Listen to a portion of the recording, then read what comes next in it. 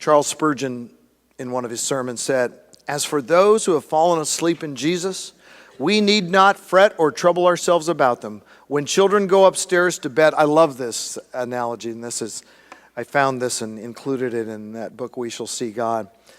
"When children go upstairs to bed, do their elders, brothers, and sisters who sit up later gather together and cry because the other children have fallen asleep? Ah, no. They feel that they have not lost them. First of all, you haven't lost someone if you know where they are, right?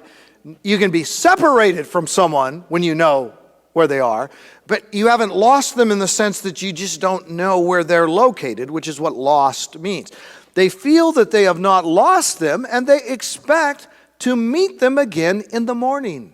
And so do we, when precious loved ones who know Jesus die. And you can feel like, yeah, but my precious loved one died many years ago. Yeah, my mom died back in 1981. It seems like it's been longer, and indeed it has been, than she went to sleep one night and the next morning we were reunited.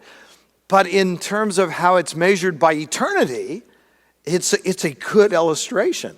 Therefore, let us not weep and lament to excess. Notice he said to excess. Because we do grieve. And what we're told in 1 Thessalonians is not that as Christians we do not grieve. What we're told is we do not grieve as those who, what? Have no hope. Because we do have hope, a certain hope, blood-bought hope, purchased by the shed blood of God's Son. That's not that uncertain kind of hope. That's the certain biblical promise. It's that sort of hope, that eventual certainty. So let us not weep and lament to excess concerning the dear ones who are fallen asleep in Christ, for all is well with them. They are at rest. Shall we weep about that? They are enjoying their eternal triumph. Shall we weep about that? They are as full of bliss as they can possibly be. Shall we weep about that? If any of your sons and daughters were taken away from you to be made into kings and queens in a foreign land, you might shed a tear or two at the parting, but you would say, it is for their good. Let them go.